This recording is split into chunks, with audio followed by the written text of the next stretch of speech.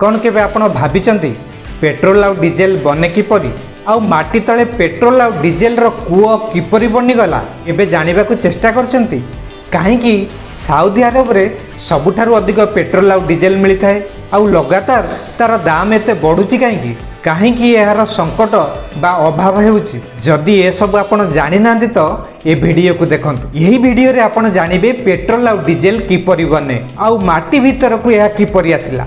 दोस्तों आजिर समय रे पेट्रोल अभाव बढ़िबारे लागिछि आउ यार रेट मध्य बढ़िबारे लागिछि आउ मध्य यह सत्य जे पेट्रोल आउ डीजेल बिना आमे बंचिबा संभव नुहे कारण एथिरे स्कूटी बाइक चलिबा सह बस ट्रक मध्य चली थाए। एही ट्रक द्वारा जरूरी जिनिस गोटे जगार आउ गोटे जगह को जीवा आसिबा करिथाए। ट्रक आमको खाद्य जोगाइबा सहित नित्य व्यवहार जिनिस मध्य जोगाई थाए। माने कहिबाकू गले आमे एही पेट्रोल आउ डीजेल उपरे पूरा निर्भर करिगले। आउ जदि आपण भाबुचंती ये पेट्रोल आउ डीजेल आम पृथ्वी रे सबु बेले रहिबो तो आपण जानंतु जो स्पीड रे आमे पेट्रोल आउ डीजेल रो व्यवहार करूचंती आसंता 40 वर्ष भितरे ताहा सरी जीवो कारण यह लिमिटेड अछि आउ जेते बेले यह कमी कमी जीवो तार दाम मध्य बढ़िबार लागिवो आउ यह जोगु सबु जिनिसर दाम मध्य बढ़िबो आउ मध्य दाम बढ़िबार कारण हैला आम भारत रे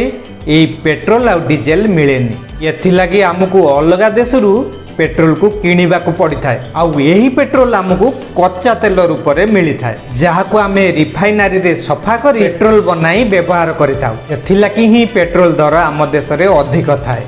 साउदी अरब आउ खाड़ी देश रे जो ठारे पेट्रोल कूओ थाए सेठी तेल पानी ठारू भी सस्ता अटे किंतु यही पेट्रोल बा डीजेल बने किपरि आउ ताहा माटी तळु आसिला किपरि आस जानिबा। आजि ठारू हजार लक्ष वर्ष पूर्वरु जेतेबेले डायनोसर रो अंत होइतिला ताहा परे केते थर पृथ्वीर टैक्टोनिक प्लेट रो हलचल होई लक्ष लक्ष गछलता आउ जीवजंतु माटी तले पोती होई गले आउ एहा जेतेबेले पूरा डिकम्पोज होई गला माटी रो प्रेशर आउ गरम जोगु ये जीवाश्म तरल पेट्रोल ले बदली गला परे मनीषर आग्रहरु माटी तले ए पेट्रोलियम रो भंडार मिलिला किंतु जदि आपण भाबुतांती माटी को खोली सीधा पानी को भली पेट्रोल बाहर करि हबो तो ताहा भूल अटे काहेकि ना माटी तले ए पेट्रोल कला आउ गाढ़ तरल पदार्थ रूप में थाए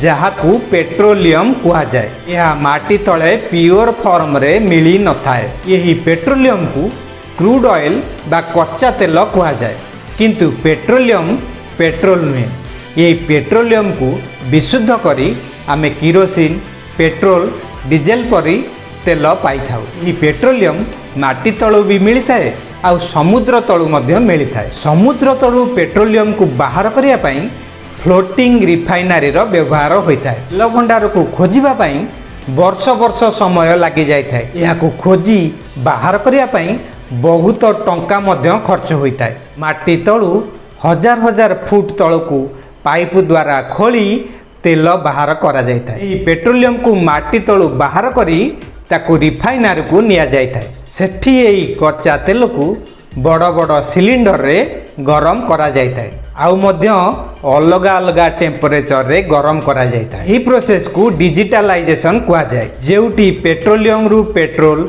डीजेल आउ किरोसिन करिया पई अलग अलग टेम्परेचर को व्यवहार करा जाय थाए। डीजेल बनवा पई 260 डिग्री पर्यंत कच्चा तेल को गरम करा जाय थाए सेही परी 180 डिग्री सेल्सियस रे किरोसिन मिली थाए और 110 डिग्री सेल्सियस गरम कले सेथिरु पेट्रोल मिली थाए। यही पेट्रोलियम रु महम ग्लिसेरिन आल्कातारा पाराफिन मध्य मिली थाए। यही प्रकार एक कंप्लीट प्रोसेस रे पेट्रोल डीजेल आउ किरोसिन आमको मिली थाए किंतु पेट्रोल डीजेल बनैबा परे ताकू डायरेक्ट पेट्रोल पंप को बिकिबा पई निया जायनी प्रथमे टेस्टिंग होई थाए कि केते ऑक्टेन रो पेट्रोल मिली एठी मने रखंतु जेते अधिक ऑक्टेन रो पेट्रोल थाए सेते अधिक दाम रे या बिक्री होई थाए। यहा परे एई पेट्रोल आ डीजेल को टैंकर रे भरी ट्रांसपोर्ट करा जाय थाए आउ पेट्रोल पंप को जाए।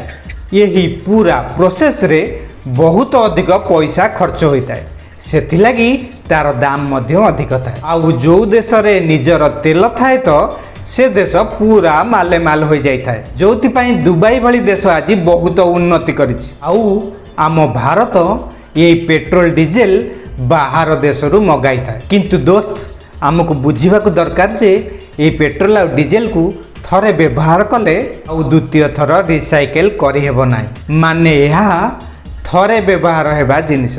आउ यह मध्य जानतु ये पेट्रोल डीजेल माटी तले अनलिमिटेड नाही, माने यह दिने ना दिने सरीबो। सेथि लागि एबे इलेक्ट्रिक गाड़ी रो व्यवहार हेलानी, जहा आगो को आमको सहाय्य करिवो। आशा करिबे आजिर वीडियो आपनको पसंद आसीथिबो। वीडियो किपरि लागिला मते कमेंट करि जणाइबे। रहूची पुणी भेट हबा आउ का नया वीडियो रे। थैंक यू, नमस्कार।